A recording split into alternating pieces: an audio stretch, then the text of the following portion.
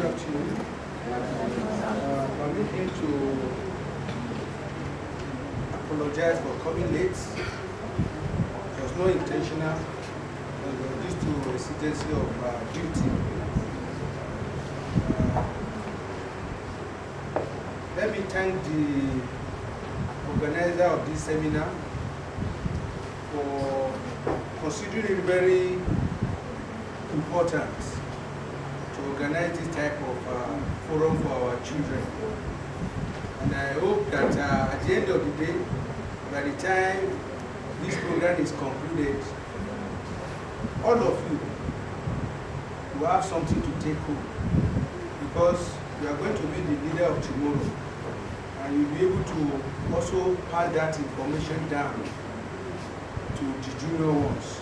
I want to sincerely thank my brother, Mr. Mubarak Oladipo. I learned he was the one that gave me out that I should come and talk to you about genotype and related issues. With me is Dr. Adetumbi, who is a medical officer with the University of Services, University of Illinois. I want this, it's not going to be a lecture per se. I want it to be a little bit interactive. I hope the students here are from SS1 upward, are they? Or GSS upward? Yes, 3 upward. GSS 3 upward. Yes. I know the children of Nara, they are very intelligent. Who is the youngest among us here? Who is less than 14 years? My friend, how old are you? 10. Oh, good. So who is the oldest? Do you have anybody that is up to 18 years here? No. So from between 10 and 15, or maybe maximum 10 and 16. So we should be able to contribute no matter how little. I will be talking to you about sickle cell disease. What are the presentation? How do you get it diagnosed? How do you manage it in terms of treatment? What are the complications, and how do you prevent it? Can somebody here tell us what is sickle cell disease? Even if you are just going to explain in a simple language, I'll be talking in a simple language that everybody will be able to contribute and get something. I will reduce some of those medical jargons that's supposed to be associated with it. So who can tell us briefly what is sickle cell disease? I know some of you here. Yes, please. Thank you. What is sickle cell disease? Sickle cell disease is the blood cells. They are in a sickle shape. It will not allow the cells to transport oxygen properly.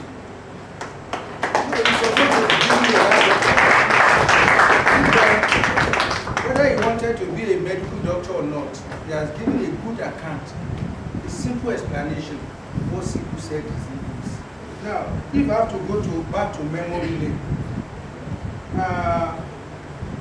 sickle cell officially was first discovered in 1910.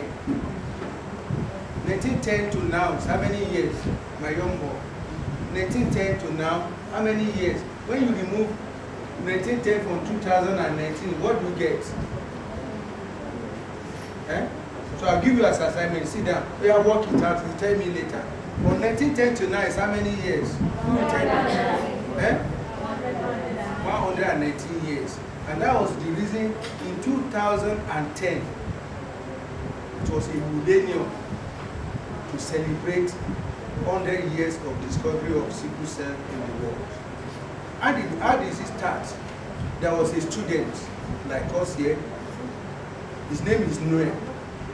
He's a dentist, a dental student in Chicago University.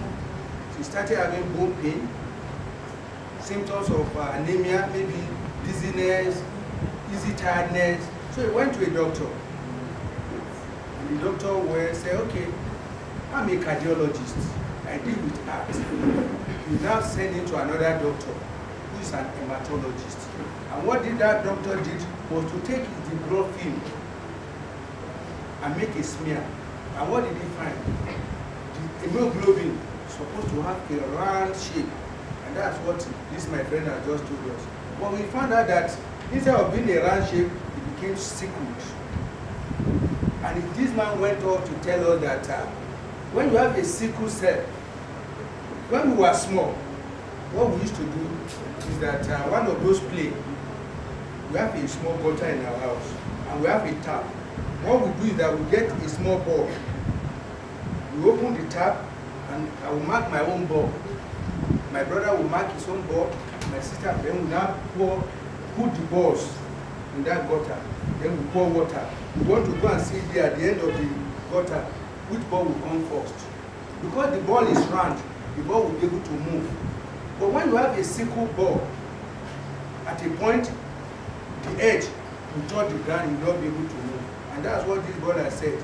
At a point, the hemoglobin, which is supposed to be round and move freely, when it is sickled, it will not move.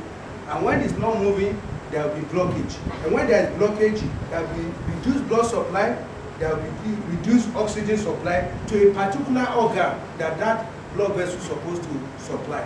And that's the genesis, the pathogenesis of the pain and other symptoms that sickle used to present with. So you can see that this boy is reading well. And now, in Africa, Nigeria inclusive, they gave sickle cell disease different types of names. Some people call it Ogbanje, some people call it Abiku, all sorts of names like that. But let's go to the genesis again and see how do you arrive at those names that you've been given to them. What is the genesis of sickle cell? Genetic.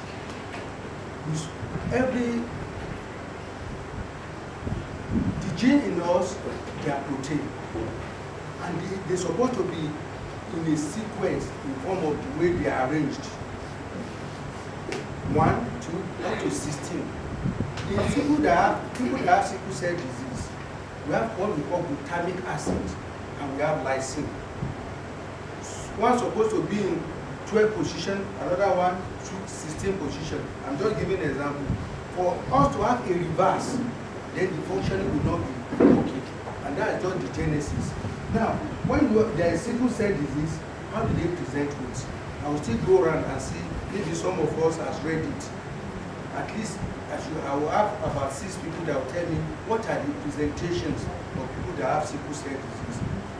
This role, if you cannot answer, just say pass. Another role will do. You know anything? Presentation? If you don't know, say pass. Anybody in this room? Anybody there?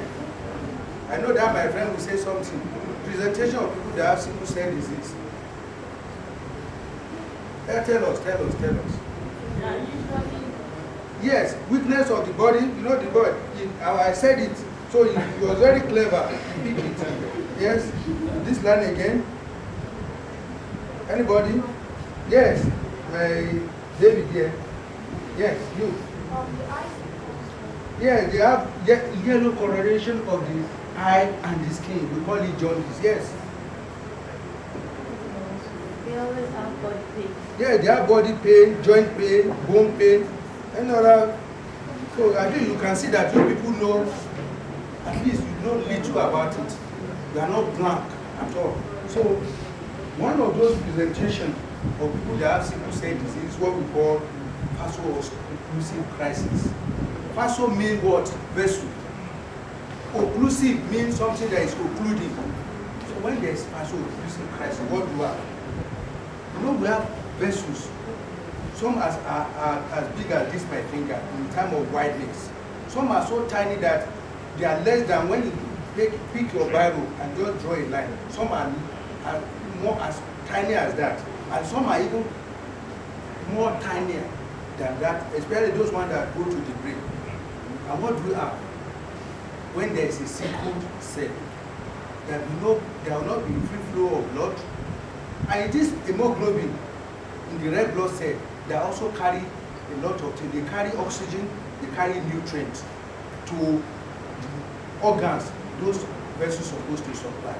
Immediately there is a cutoff in terms of blockage, in terms of occlusion, then there will be pain.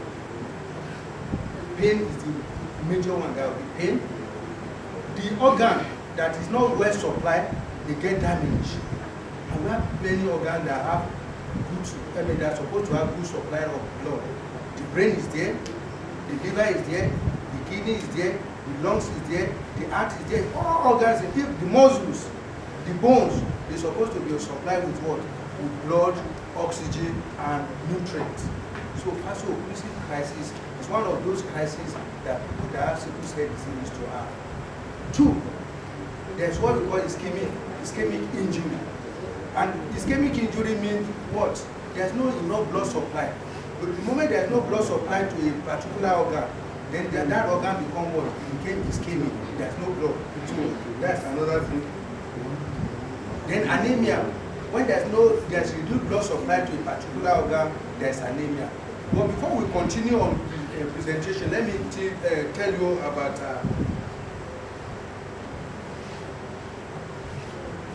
the various types of sickle cell diseases.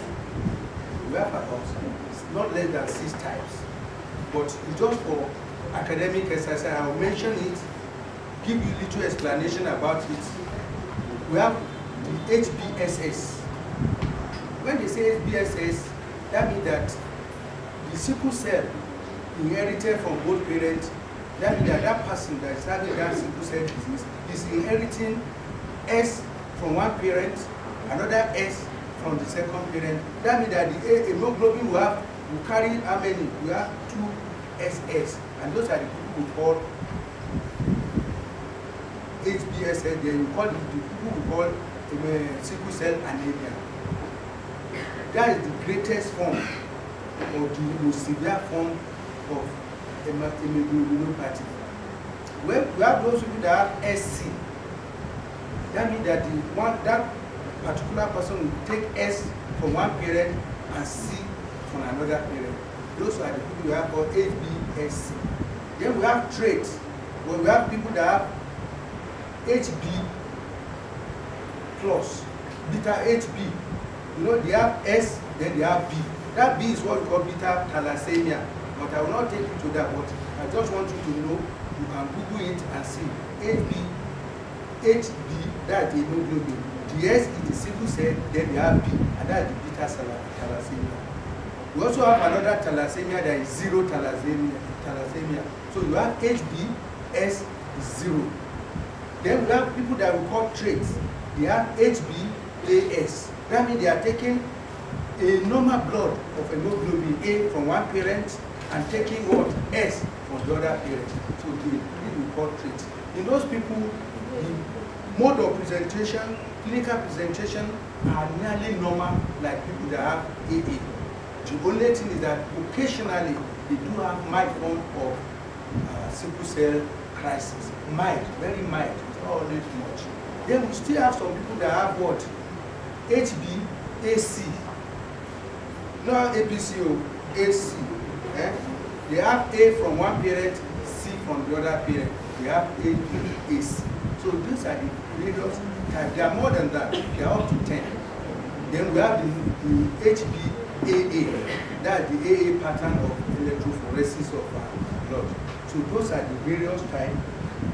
And for each pregnancy, in those days when we are in secondary school, they usually tell us that, okay, if we have 2 people, the father is AS, the mother is AS. If they have 4 children, one out of those 4 children will be SS. Wrong information. The information is that for each pregnancy, if AS and AS are coming together, for each pregnancy, there is what? There is 25% of the child becoming SS, 25% of becoming of having AA, and 50% of chance of being AS. Do you understand that? Along the line, if something is not clear, you can stop me and ask. If you want to contribute, you can raise up your hand and contribute so that we can move. From what I've said before I continue, is there anything that is not very clear? Is there any contribution that somebody wants to make among you before we continue? Please be free. I want to make it very interactive as much as possible so that you can have a takeover. I don't want it to be a one traffic affair. I want to be Yes. The question is, what is the difference between that sickle shape and C shape? C.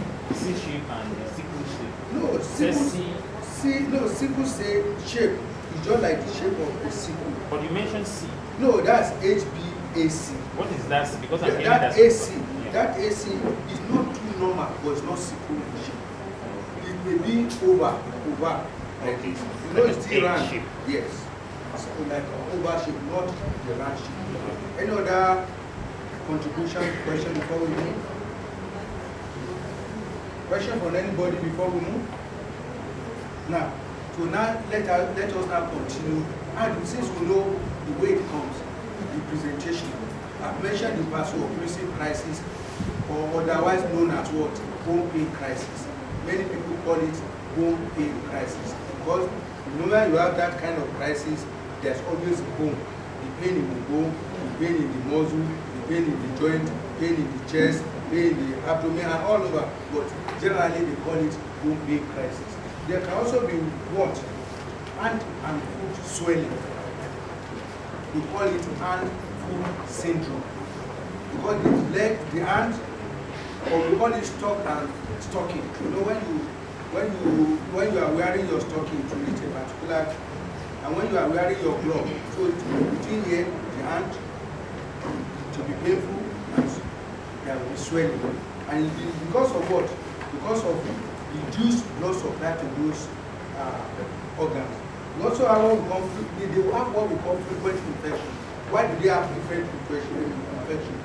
Because there are some particular organs in the body that try to do what? Fight against infection. Spleen is one of that organ.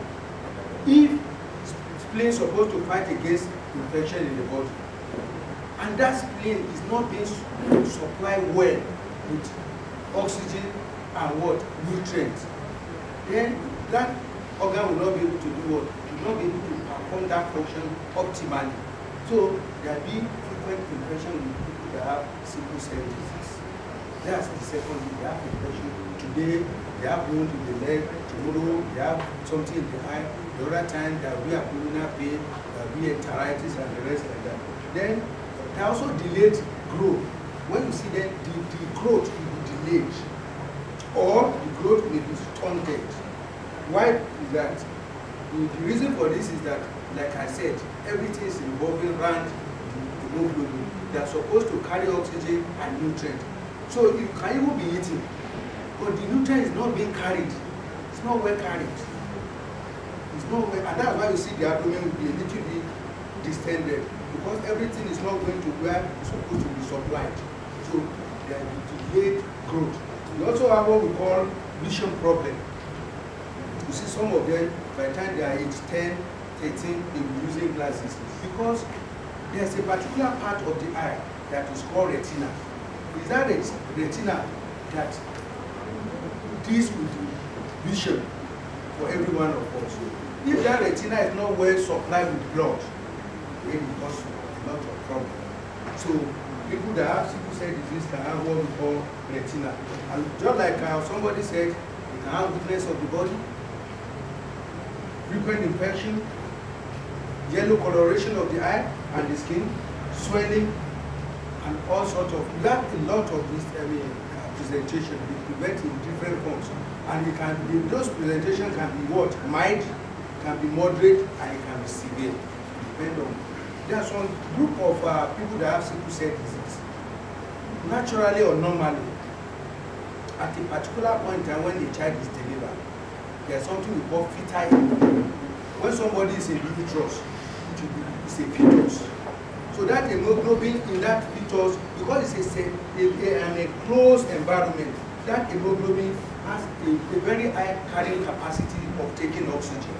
And that's why a child can survive inside the mother's womb for a long time. Even after delivery, they will just wrap a baby completely, and the baby will still survive. But adults cannot, because the hemoglobin loss cannot carry oxygen, more like that of the fetus. Then that fetal hemoglobin will be reducing day in, day out. By the time you are about 1 year, there's no fetal hemoglobin completely in your body again. But some people are very lucky. That fetal hemoglobin can still persist even up to 15 15, 20 years. And those are the people we call, they have HBSS plus F. So that F, that fetal hemoglobin used to assist some of them. And that's why we have different mode of presentation. People that have HBSS plus F, that fetal hemoglobin, even at high altitude, even when they are doing some strenuous exercise, they will still be able to take a lot of oxygen into the body. So their own way of presenting may be very mild compared to people that doesn't have fetal hemoglobin remaining in them after 1 year. So those are the presentation. How do you diagnose it? Who will tell us how they diagnose a patient or a child with sickle cell disease? Is there anybody among us that will tell us? Students. Yeah? Students. How do they diagnose sickle cell disease? Nobody will tell us? Nobody? Yeah. How do they diagnose it? The gene of AS. No. The diagnosis. How do they diagnose it? Now, how do you want to say, okay, I want to be sure this person is having sickle. You don't know, you have not done any test, but you are suspecting. Even if you are not suspecting, you just want to have precaution, you want to do something. How will you do that? How will you be diagnosed? No, yet. I see you are raising up your hand. How do they diagnose it? Yes, you can. You see what he's saying? That's the clinical way of diagnosing it. It's not everybody that have yellow coloration of the eye that will be having it. But okay, let me put it in this way. Laboratory investigation or laboratory diagnosis of people that have sickle cell anemia. Laboratory, what do they do in the lab? Yes. Yes, they call it genotype or hemoglobin electrophoresis. That electrophoresis, what is doing is to separate the the HB. They break it into various groups. We have what we call AA pattern. We have SS pattern. We have AS pattern. We have AC pattern. So the machine that does that one has been calibrated, and we have those reagents that when they mix the reagent with the blood, it will be able to tell us the pattern. So that's number one. Number two, when the child started having frequent infection, you want to see. And you want to do what we call white blood cell count. You want to do hemoglobin count. Then there's a number, a range that you and me must have. The normal hemoglobin for an adult in Nigeria or in Africa is between 12 and 14. So if persistent, and for a child, it's between 13 and 16, depending on the age. So if persistently, the HB for a particular child is on the lower side nearly every time, then you want to suspect. Then we will subject that side to HB electrophoresis. And that HB electrophoresis is the most important way of diagnosing it. But in recent years, before a child is born, they can diagnose it. And what do they use? If anybody that tell me this one will take 200 naira. Before a child is born, sickle cell disease can be diagnosed. How do they do it? Yes. Before the child is born, they talk on what?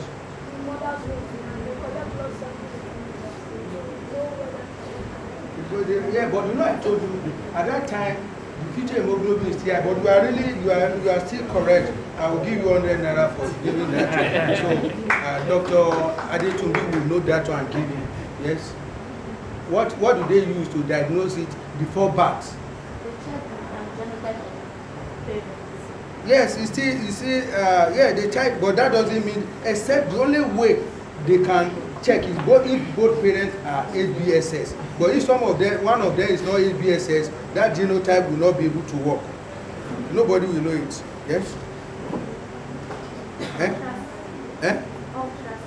Ultrasound will not pick it.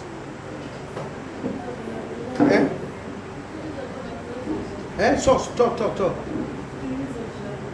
Of what? You still what we are saying? Nobody. They use what we call amniotic fluid. Have you ever heard of it? There's amniotic fluid. That's the fluid where the baby swim. They use amniotic fluid. Remember to give give him 200 naira. Just give him. So he has tried because he said they take the blood. They can still take the blood, but may not be conclusive until the child is about 6 months old. When they take it, it will not be conclusive, but can still take something. So but it's amniotic fluid that you check, and that one will confirm before childbirth that person is having this. Now, how do you manage it? How do you manage sickle cell disease? You should be able to tell me. Management. I know you must have a friend, maybe in your class, relative. Yeah, so how do they manage it? Sometimes in the hospitals they are giving drugs, drugs to take. Yes. So by taking their drugs regularly and by visiting the hospital. Yes, so she has told us it's part of preventive measure that I will mention later. When they are sick, seek medical attention in time. When you are giving drug, you should comply very well with that medication. That is a form of management. Who else will tell me something? Yes. Pardon? Yeah, regular check-up is part of it. They should check regularly. There's a sickle cell clinic in most hospitals. An organized hospital, they must have a sickle cell clinic, especially teaching hospitals, where you can go, they will check. You don't need to be sick before you go there. The moment a child is a sickler, they go, they give appointment. When they go, they will check. They check the PCV. They want to know the level of the hemoglobin. They want to check if there's any infection. If there is none, they give what we call routine drugs. I will mention it later. They give that routine drug. They give counseling. They give health education. These are the don'ts. These are the do's. Do this thing, you will stay healthy. You do that one, you will be inviting trouble. Any other person? Management or treatment of sickle cell disease. Yes, she has said it all. Regular intake of water. So, do you know the reason why they should be taking water regularly? Now tell me.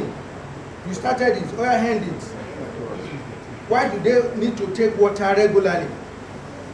I told you a story before, so you can even pick from that story I told you when we were young. Yes, you want to say it? Yes. To avoid what? Huh?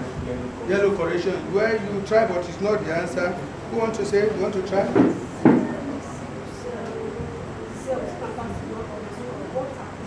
Yes, she has said it. So when they take water, that sickle cell that are supposed to stagnate, that want to occlude, when they take water, the water will do what? Flush it. So one of the hallmark of management of sickle cell disease is rehydration or hydration. If the child, the patient is not having enough water, you set up line, and that one will flush, IV fluid. Even when if they can take orally, you can be giving IV fluid and you still ask them to take orally. So with that, you'll be able to push that stagnation. It's not like you have a gutter here. They are not doing the work. I know some of you have gone to that tipper garage roundabout. You used to pass through that place. There was a time that the whole place, the water, because there was blockage of that water that was coming from Mama Yusuf area to go down to University Road. It was blocked. The water was spilling on the road. There was dirty, so they have to open it and do what? They threw it. So that's what water, intake of water in terms of IV fluid or even oral intake. That's what it does. It flush those sickle ones that are supposed to stagnate the movement of hemoglobin. So it flush it. So that's the second thing. The third form of management, you relieve pain. Though that pain is so excruciating that people women that used to bear children, they used to tell us that pain is more than labor pain. Labor pain is nearly the peak of pain a woman can have. But pain in sickle cell, bone pain crisis, is more than that. So you have to give drugs. What we give pain relief drug. We have various types of it. We have it in injection. We have it in syrup. We have it in a tablet. There are various types. You don't need to bother your brain with that one for now, but there are much. Then there are other things you're supposed to do. You treat the underlying cause of that crisis. The patient is having malaria, you have to treat malaria. The patient is having typhoid, you must treat typhoid. But if you didn't treat that malaria, you are only giving IV fluid and giving analgesic. There may be some mild relief, but you have not removed the underlying cause. So you must always look for the underlying cause. You must get it identified. Until you do that one, you will not be able to manage your patient very well. What else do they do? Blood transfusion. I would have told you. I forgot to tell you something which is very paramount.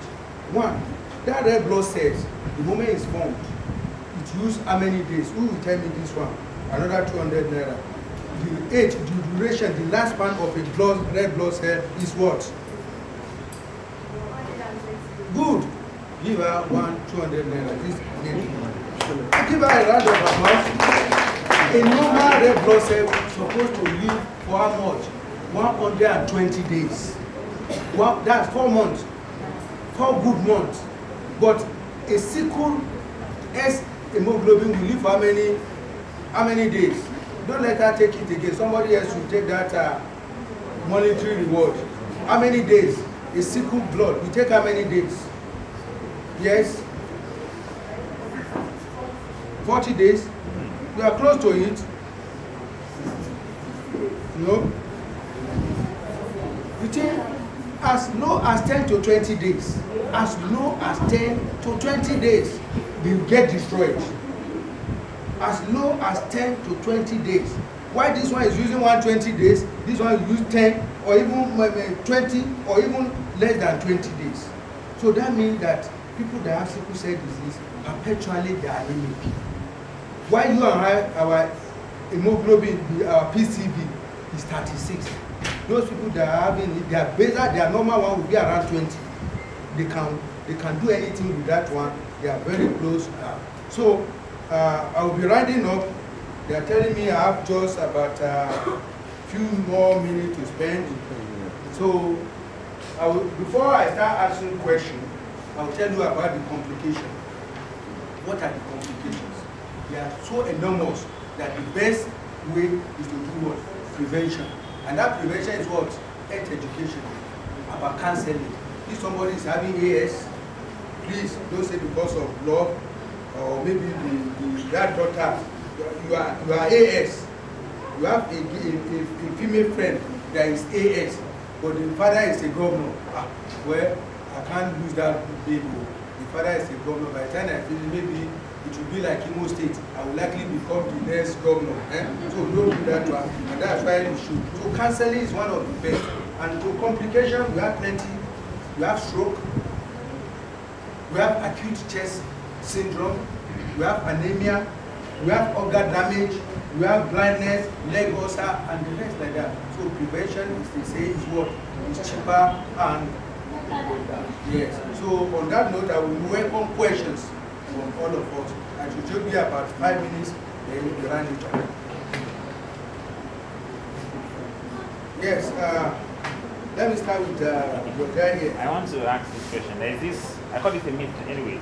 Is this Call it what? myth as in, I don't know whether it has been scientifically proven. I don't hear it, and maybe I've made some few observations. Is it true that those who are sickle cell, who also have sickle cell, are normally more intelligent? That's one. Then two, the hemoglobin, is it the entire blood, is it sickle or just some cells, that is sickle? Most, if it's ABSS, most of them are sickle. It may not be entirely, but most. Then for the intelligence, well, you can inverse it. Somebody that knows, if you know your problem, then when people are playing, because one of those way of preventing crisis is for you to do what?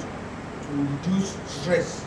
So when you are in a class like this, and there is break time, and you're supposed to go for break for 30 minutes, somebody that has sickle cell disease has been informed that reduce physical or stress activity.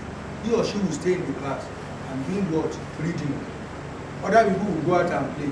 So by that, if they have exam or anything, he or she will score more, and that will be time to be more intelligent than the other. So, but there's no documentation that will tell us that, okay, people that have so are more intelligent. Anyway. What complications of sickle cell? You mentioned ulcer. Yes. How does it relate to sickle cell? Yeah, the leg, that ulcer I said is not peptic ulcer, it's leg ulcer.